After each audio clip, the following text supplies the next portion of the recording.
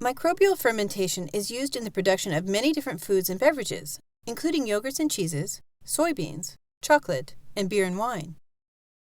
In the absence of oxygen, fermentation completes the catabolism of glucose. Glucose catabolism begins with glycolysis, an ATP-generating pathway that produces pyruvate as an end product. To complete catabolism, glycolysis requires NAD+ to accept electrons that are removed from the sugars.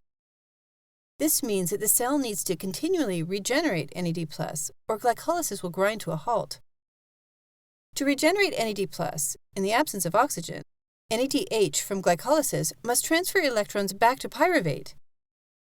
In alcoholic fermentation, enzymes first remove carbon dioxide from pyruvate, forming acetaldehyde, then transfer electrons from NADH onto acetaldehyde, forming ethanol. In this way, NAD+ is regenerated. The baker's yeast, Saccharomyces cerevisiae, performs alcoholic fermentation. The yeast cells excrete the alcohol into their environment, such as inside a vat in a brewery. The excretion of a product that still has a potential to yield energy for the cell may seem wasteful, but without oxygen or other molecules to accept electrons from ethanol, the cell has no choice.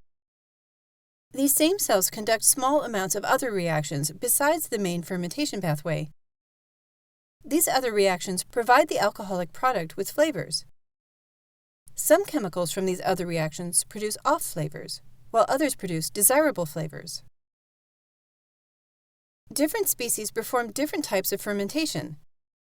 Some, such as Lactococcus lactis, perform lactic acid fermentation, regenerating NAD+ by creating lactic acid.